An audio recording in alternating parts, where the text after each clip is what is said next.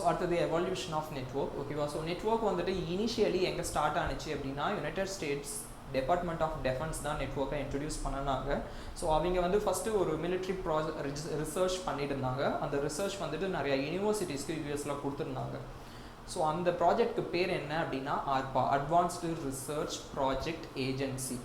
Advanced research project, okay, ARPன்னு சொல்லுவாங்க. So அந்த ப்ராஜெக்ட் எதை பற்றி அப்படின்னா ஸோ கம்ப்யூட்டர்ஸை கனெக்ட் பண்ணி இன்ஃபர்மேஷனை அந்த கனெக்ஷனில் சென்ட் பண்ணுறது தான். ஓகேவா? அதுக்கு முன்னாடி வரைக்கும் பார்த்தோம் அப்படின்னா டெலிஃபோன் நெட்வொர்க்ஸ் இருந்தது. ஓகேவா? பட் இருந்தாலும் அதில் அனலாக் சிக்னல் சென்ட் பண்ணுவோம், வாய்ஸ் சென்ட் பண்ணுவோம். பட் ஆனால் ஒரு டேட்டாவை சென்ட் பண்ணணும் அப்படின்னா நம்மளுக்கு அனதர் மீடியம் தேவை அப்படின்றத அவங்க அனலைஸ் பண்ணிட்டு இருந்தாங்க, ரிசர்ச் பண்ணிட்டு இருந்தாங்க. ஸோ இதுக்கான ரிசர்ச் எங்கே ஃபஸ்ட்டு ஸ்டார்ட் பண்ணாங்க அப்படின்னா 1961 யூஎஸ் டிபார்ட்மெண்ட் ஆஃப் டிஃபென்ஸ் இதுக்கான ரிசர்ச்சை ஸ்டார்ட் பண்ணாங்க.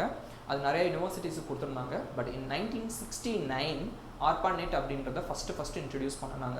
ஸோ இது யூனிவர்சிட்டி ஆஃப் கலிஃபோர்னியாவில் இருக்க 3 கம்ப்யூட்டர்ஸையும் உட்டா அப்படின்ற பிளேஸில் இருக்க ஒரு கம்ப்யூட்டரையும் இன்டர்கனெக்ட் பண்ணாங்க. ஸோ ஃபஸ்ட்டு ஒரு 4 கம்ப்யூட்டர்ஸ் இன்டர்கனெக்ட் பண்ணிவிட்டு ஒரு நெட்வொர்க்கை எஸ்டாப்ளிஷ் பண்ணாங்க. ஸோ அது 1969 டிபார்ட்மெண்ட் ஆஃப் டிஃபென்ஸோட கைடன்ஸில் ARPANET யூனிவர்சிட்டி ஆஃப் கலிஃபோர்னியாவில் அதை டிசைன் பண்ணாங்க. ஸோ அதுக்கப்புறமேட்டு இந்த ARPANET நம்ம இன்னொரு நேமும் சொல்லுவாங்க, DARPANETனு சொல்லுவாங்க. DARPANET அப்படின்றது எதுக்காக அப்படின்னா டெஃபென்ஸ் ரிலேட்டட் ப்ராஜெக்ட் இது அப்படின்றதுனால டெஃபென்ஸ் ARPANET அப்படின்ற நேமும் இது கொடுத்தாங்க. இது சின்னதாக வேலை தான் ஸ்டார்ட் ஆனிச்சு. கலிஃபோர்னியா உட்டாவில் இருக்க ஒரு 3-4 கம்ப்யூட்டர்ஸை மட்டும் தான் இனிஷியலி கனெக்ட் பண்ணாங்க. ஸோ அதுக்கப்புறமேட்டு டே ஆஃப்டர் டே நிறைய கம்ப்யூட்டர்ஸ் அந்த நெட்வொர்க்கில் ஆட் பண்ணாங்க. நிறைய யூனிவர்சிட்டிஸ் அந்த நெட்வொர்க்கில் எங்களோட கம்ப்யூட்டர்ஸை அட்டாச் பண்ணிட்டாங்க.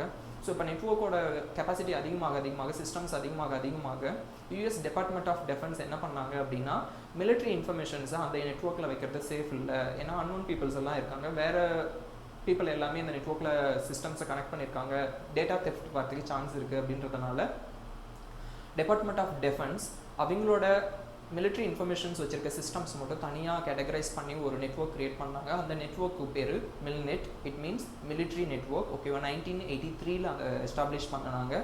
ஸோ ARPANETலேருந்து ஃபஸ்ட்டு வெளியே பிரிஞ்சு போன நெட்வொர்க் வந்துட்டு மில்நெட். ஸோ மில்நெட்டுக்கும் ARPANETையும் இன்டர்கனெக்ட் பண்ணியிருந்தாங்க. பட் மில்நெட்டில் இருக்க இன்ஃபர்மேஷன்ஸை ARPANETல இருக்கவங்க ஆக்சஸ் பண்ண முடியாத மாதிரி ப்ரொடெக்ட் பண்ணி வச்சுருந்தாங்க. ஸோ அதுக்கப்புறமேட்டு அமெரிக்கன் நேஷனல் சயின்ஸ் ஃபவுண்டேஷன் அப்படின்றவங்க வந்துட்டு என்ன பண்ணாங்க அப்படின்னா ஒரு நெட்வொர்க் கிரியேட் பண்ணாங்க. அவங்க தனியாக ஒரு நெட்வொர்க் கிரியேட் பண்ணாங்க.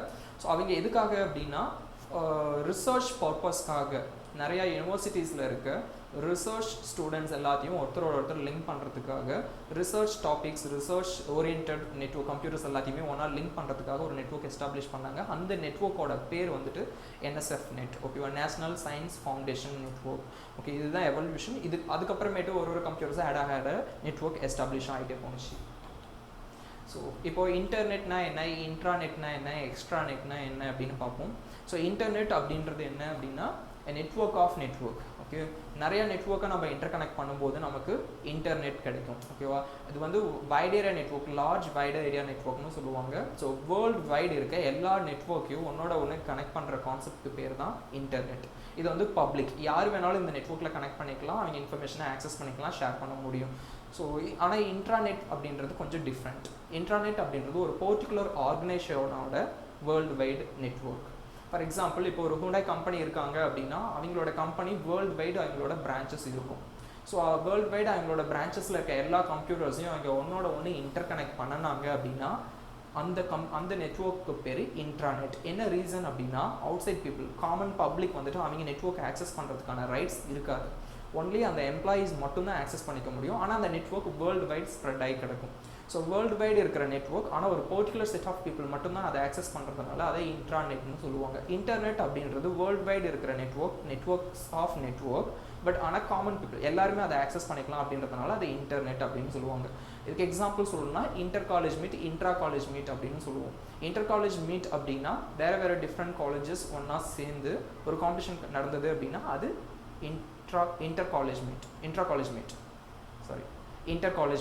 இன்டர் காலேஜ் மீட் அப்படின்றது ஒரே காலேஜில் இருக்க வேறு டிபார்ட்மெண்ட்ஸ் ஒரு காம்படிஷன் கண்டக்ட் பண்ணாங்க அப்படின்னா அதை இன்ட்ரா காலேஜ் மீட்னு சொல்லுவோம். ஸோ அடுத்தது எக்ஸ்ட்ராநெட் சொல்லிடுறேன். எக்ஸ்ட்ராநெட் அப்படின்றது it's a kind of intranet தான்.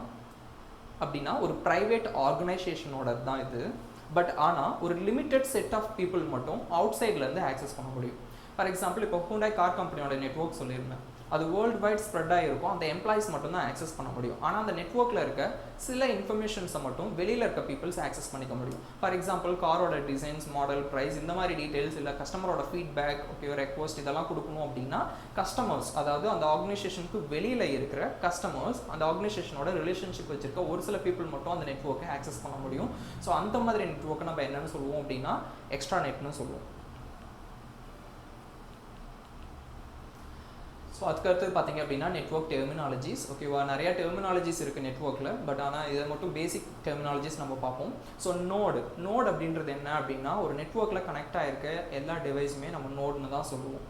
So, when an autonomous computer is connected to the network, then that is called node. Okay, already நான் சொன்ன மாதிரி autonomous computer அப்படின்றது தன்னிச்சையாக செயல்படக்கூடியது, அது யாரோடையும் கம்யூனிகேட் பண்ணிக்காது.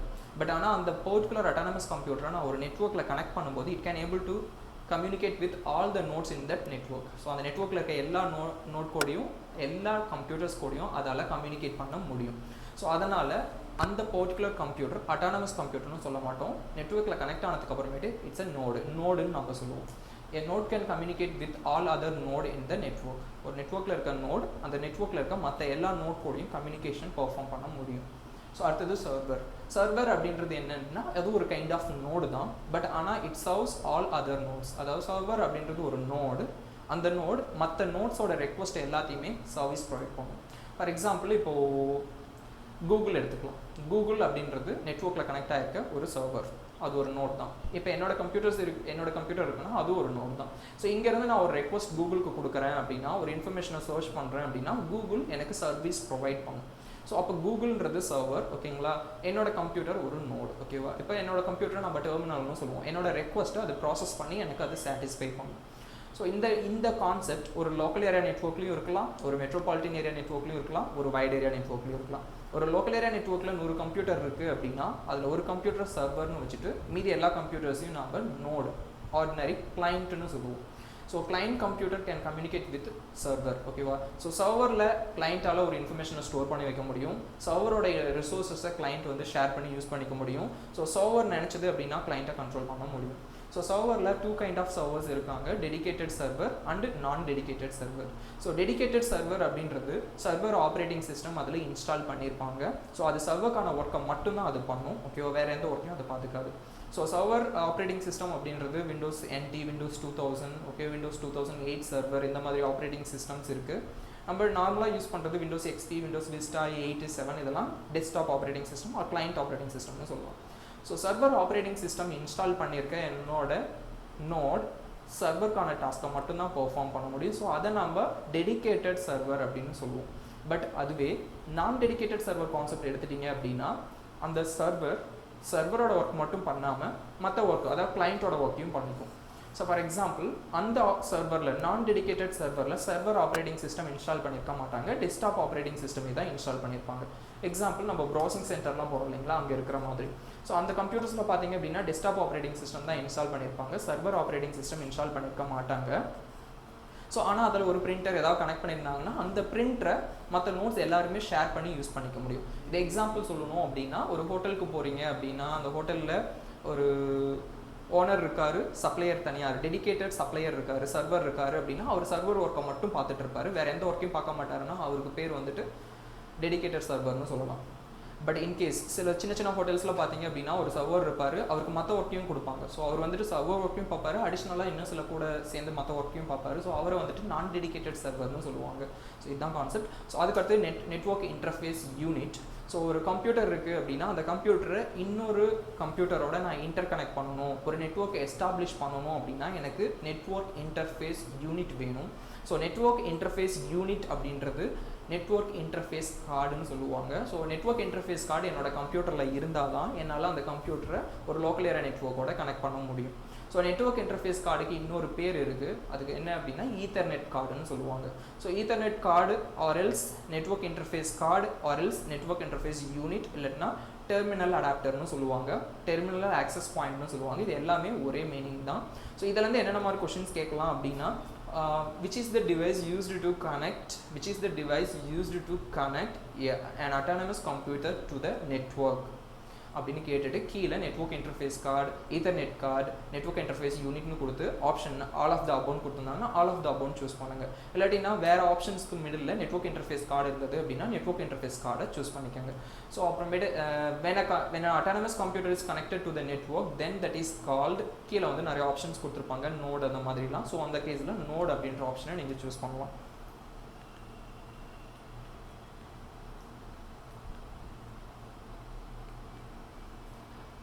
ஸோ அடுத்தது டேட்டா கம்யூனிகேஷன் டெர்மினாலஜிஸ். ஓகே, இதுக்கு முன்னாடி பார்த்தது நெட்வொர்க் டெர்மினாலஜிஸ் பார்த்துருக்கோம். இப்போ டேட்டா கம்யூனிகேஷன் டெர்மினாலஜிஸ். ஸோ ஒரு இடத்துல இருந்து டேட்டாவை இன்னொரு இடத்துக்கு நான் சென்ட் பண்ணணும் அப்படின்னா அப்போ நம்ம என்னென்ன மாதிரி டெர்மினாலஜிஸ்லாம் யூஸ் பண்ணுறோம் அப்படின்னா கம்யூனிகேஷன் சேனல் யூஸ் பண்ணுறோம். ஸோ கம்யூனிகேஷன் சேனலை என்னன்னு சொல்லலாம் அப்படின்னா டிரான்ஸ்மிஷன் மீடியம்னு சொல்லலாம். ஸோ ஒரு இடத்துல இருந்து டேட்டாவை இன்னொரு இடத்துக்கு நான் சென்ட் பண்ணணும்னா 2 வே ஆஃப் டிரான்ஸ்மிஷன் மீடியம் இருக்குது. ஒன்று கைடட் டிரான்ஸ்மிஷன், இன்னொன்று unguided transmission. Guided transmission medium அப்படின்றது வயர், அன்கைடட் டிரான்ஸ்மிஷன் மீடியம் அப்படின்றது வயர்லெஸ். ஸோ ரெண்டு டிரான்ஸ்மிஷன் மீடியம் தான் இருக்குது. ஸோ இந்த ரெண்டில் ஏதாவது ஒரு மீடியம் யூஸ் பண்ணி தான் நம்ம டேட்டா கம்யூனிகேஷன் எஸ்டாப்ளிஷ் பண்ணுவோம். அதெல்லாம் இங்கே கம்யூனிகேஷன் சேனல்னு சொல்லியிருக்காங்க. இந்த medium that is used to transmit a message from one point to another, either it is wired medium or wireless medium based on the speed. அதாவது என்ன ஸ்பீடில் we can classify the communication channel. அதாவது என்ன ஸ்பீடில் நம்ம டேட்டாவை send பண்ணுறோம் அப்படின்றத வச்சுட்டு இந்த கம்யூனிகேஷன் சேனலை 3ஆக கேட்டகரைஸ் பண்ணுறாங்க. ஒன்று நேரோ பேண்ட், இன்னொன்று வாய்ஸ் பேண்ட், இன்னொன்று ப்ராட் பேண்ட். ஸோ நேரோ பேண்ட் கான்செப்டில் பார்த்தீங்க அப்படின்னா நேரோ அப்படின்னா குறுகலான அப்படின்னு அர்த்தம். ஸோ டேட்டா வந்து ஒரு குறுகலான பாதையில் போகும்போது மேக்ஸிமம் ஸ்பீட் பார்த்தீங்கன்னா ரொம்ப ஸ்லோவாக இருக்கும். ஸோ நேரோ பேண்ட் கான்செப்டில் டேட்டா ஸ்லோவாக தான் ட்ராவல் ஆகி போகும். ரெண்டாவது பார்த்தீங்கன்னா voice band used to ordinary telephone communication. So நம்ம டே டு டே லைஃப்பில் யூஸ் பண்ணுற டெலஃபோன் கம்யூனிகேஷனில் நம்ம வாய்ஸ் பேண்ட் யூஸ் பண்ணுறோம். பட் இங்கே நம்ம டேட்டா கம்யூனிகேஷனில் பார்த்தீங்கன்னா narrow band, voice band, broad band and base பேண்டுன்னு இன்னொன்று யூஸ் பண்ணுவோம். ஸோ பேஸ் பேண்ட் பற்றி நம்ம ஃபியூச்சரில் பார்ப்போம். இப்போ ப்ராட்பேண்ட் கான்செப்ட் எடுத்துட்டிங்க அப்படின்னா இதுதான் இருக்கிறதுலே ரொம்ப ஃபாஸ்டஸ்ட் டேட்டா ட்ரான்ஸ்மிஷன் இப்போதைக்கு, அதாவது வயர்டு மீடியமில் used for transmitting large amount of data at high speed. ஏன்னா ப்ராட் அப்படின்னா ரொம்ப அகலமான அப்படின்னு அர்த்தம். ஸோ ஒரு ப்ராட் பேண்ட் இருக்கும்போது நம்மளால் டேட்டாவை ரொம்ப ஹை ஸ்பீடில் சென்ட் பண்ண முடியும். அந்த ஹியூஜ் அமௌண்ட் ஹை ஸ்பீடில் சென்ட் பண்ணும்போது வால்யூம் ஆஃப் டேட்டாவும் ரொம்ப அதிகமாக ஷார்ட் டைமில் நம்மளால் சென்ட் பண்ண முடியும். So which among the following is the slowest transmission technology அப்படின்னு கொடுத்துட்டு narrow band, voice band, broad band கொடுத்துருந்தாங்கன்னா நேரோ பேண்ட் ஆப்ஷன் சூஸ் பண்ணுங்க. Which among the following technology can be used for fastest data transmission கேட்டிருந்தாங்க அப்படின்னா you can choose broad band concept. So அடுத்தது bandwidth and data transfer ரேட்னு சொல்லலாம். Okay, bandwidth அப்படின்றது maximum transmission capacity of the medium. So மீடியம்னா நம்ம என்னென்னு பார்த்துட்டோம், transmission medium. So guided medium, unguided, wired or வயர்லெஸ்னு சொல்லியிருந்தேன். ஸோ இந்த மீடியமில் நிறையா வெரைட்டிஸ் இருக்குது, அதை நம்ம பார்ப்போம். அந்த வெரைட்டிஸில் எந்த பர்டிகுலர் மீடியமில் மேக்ஸிமம் ஹையஸ்ட் டேட்டா ட்ரான்ஸ்ஃபர் பண்ண முடியும் அப்படின்றது தான் அதனுடைய பேண்ட் வித் அப்படின்னு சொல்கிறாங்க.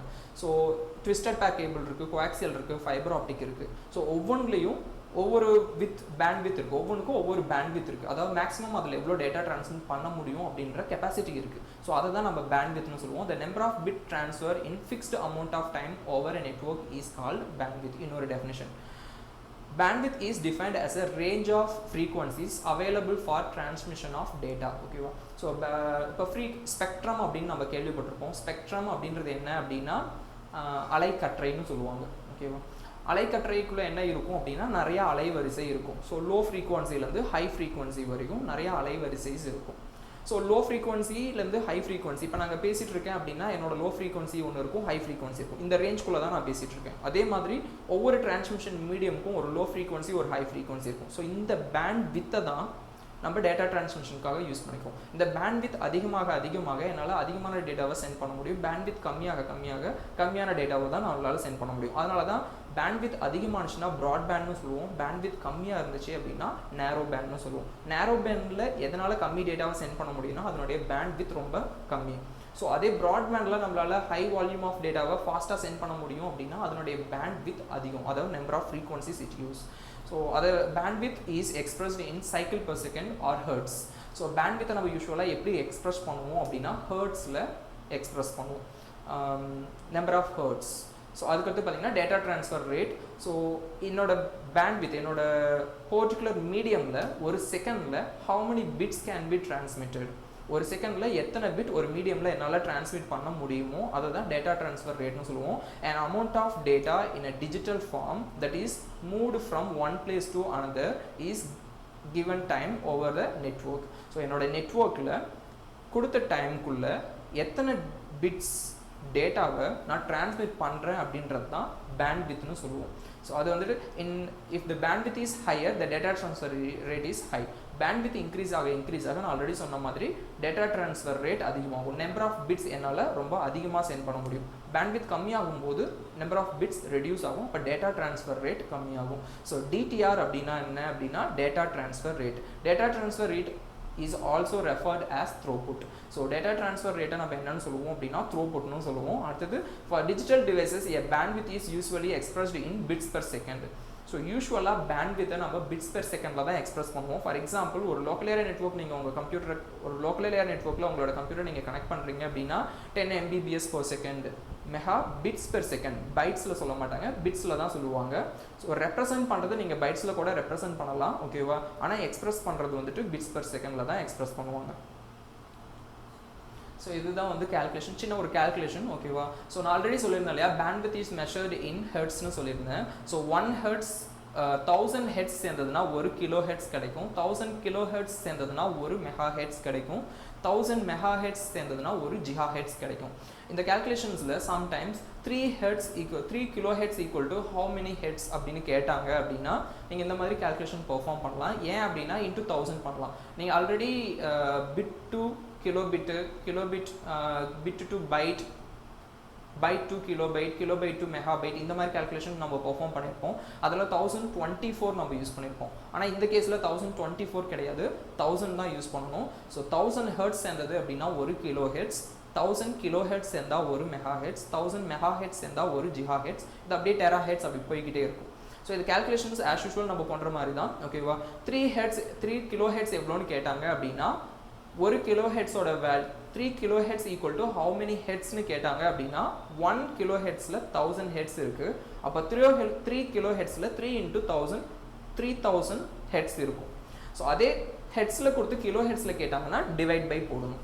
So 3000 hertz equal to how many kilo ஹெர்ட்ஸ்னு கேட்டிருந்தாங்க அப்படின்னா 3000 டிவைடட் பை 1000 ஈக்குவல் டு எவ்வளவோ அந்த ஆன்சர் தான் ஹெர்ட்ஸில் கிடைக்கும். ஸோ அடுத்தது வந்து bits per second. Data transfer rate நான் சொல்லியிருந்தேன் இல்லையா, டேட்டா ட்ரான்ஸ்ஃபர் ரேட் வந்துட்டு பிட்ஸ் பெர் செகண்டில் கேல்குலேட் பண்ணுவோம் அப்படின்னு சொல்லியிருந்தோம். ஸோ அதே கான்செப்ட் தான் இங்கே. ஸோ பிட்ஸ் எப்படி நம்ம ப்ராசஸ் பண்ணலாம் அப்படின்னா 1000 பிட்ஸ் பெர் செகண்டை 1 கிலோ பிட்ஸ் பெர் செகண்ட்னு சொல்ல முடியும். அதே 1000 கிலோ பிட்ஸ் பெர் செகண்டை 1 mega bits per second, 1000 mega bit per செகண்டை 1 ஜிகாபிட் பெர் செகண்ட்னு சொல்லலாம். ஸோ அதனுடைய கேல்குலேஷனும் கீழே கொடுத்துருக்கேன், ஸோ அதை பார்த்துக்கோங்க.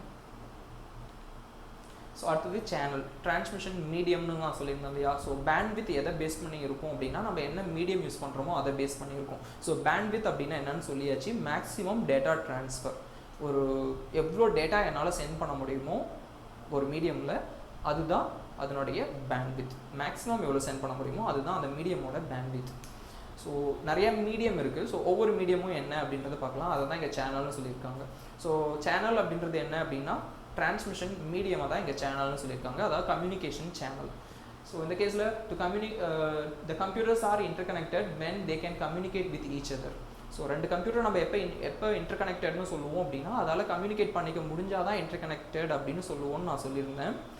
அதே எப்போ அதை நம்ம இன்டர்கனெக்டட்னு சொல்லுவோம்னா அது ரெண்டும் கம்யூனிகேட் பண்ணிக்க முடிஞ்சாதான். ஸோ அதனால் வயர் எடுத்துகிட்டு போய்ட்டு ரெண்டையும் கனெக்ட் பண்ணிட்டோம் அப்படின்னா அது இன்டர்கனெக்டட்னு சொல்கிறது கிடையாது. அதனால் கம்யூனிகேட் பண்ணிக்க முடியும், கம்யூனிகேட் பண்ண முடியும். ஸோ எப்படி அதால் கம்யூனிகேட் பண்ண முடியும்னா கம்ப்யூட்டர்ஸ் டிஜிட்டலாக இருக்கும் இன்ஃபர்மேஷன்ஸ். ஸோ ஆனால் வயரில் போகிற சிக்னல் டிஜிட்டலாக இருக்காது, ஓகேங்களா. எலக்ட்ரிக்கல் பல்ஸாவோ இல்லை லைட்டாவோ தான் வயரில் டேட்டா ட்ராவல் ஆகும். ஸோ அப்போது என்னோடய கம்ப்யூட்டரில் இருக்க 0s and 1s எலக்ட்ரிக்கல் பல்ஸாக நான் கன்வெர்ட் பண்ணி சென்ட் பண்ணால் மட்டும்தான் அதால் இன்னொரு இடத்துக்கு டேட்டாவை கொண்டு போய் கொடுக்க முடியும். அப்போ தான் கம்யூனிகேஷன் எஸ்டாப்ளிஷ் ஆகும். ஸோ அப்போ வயர் எடுத்துகிட்டு போய் ஜஸ்ட் கனெக்ட் பண்ணிட்டா மட்டும் போதாது, என்னோட 0s and 1s எலக்ட்ரிக்கல் பல்ஸாகவும் இல்லை லைட்டாகவோ கன்வெர்ட் பண்ணுற டெக்னாலஜியும் என்கிட்ட இருக்கணும். ஸோ அதை தான் இங்கே நம்ம பார்க்க போகிறோம். Because the data which we send will not travel as it is in the network. So நான் 1010 இல்லை ஹேய்னு நான் டைப் பண்ணி சென்ட் பண்ணுறேன்னா அது நெட்வொர்க்கில் ஹேய்னு போகாது, வயர்லேயோ ஹேய்னு போகாது. It needs to be modified based on the medium through which we send data. So நம்ம எந்த மீடியமில் அந்த டேட்டாவை சென்ட் பண்ணுறோமோ அதுக்கு தகுந்த மாதிரி அந்த டேட்டாவை நான் மாற்றினா மட்டும்தான் அதால் ட்ராவல் ஆகி போக முடியும். ஸோ நான் வயர்டு மீடியம் யூஸ் பண்ணேன் அப்படின்னா twisted pair coaxial cable use பண்ணுறேன்னா எலக்ட்ரிக்கல் பல்சஸ் தான் நான் சென்ட் பண்ணுவேன். அதுவே ஃபைபர் ஆப்டிக் யூஸ் பண்ணுறேன் அப்படின்னா என்னோட டேட்டாவை நான் லைட்டாக ட்ரான்ஸ்மிட் பண்ணி சென்ட் பண்ணணும். வயர்லெஸ் நான் யூஸ் பண்ணுறேன் அப்படின்னா என்னோட டேட்டாவை நான் வேவ்ஸாக ட்ரான்ஸ்மிட் பண்ணி நம்ம யூஸ் பண்ணணும்.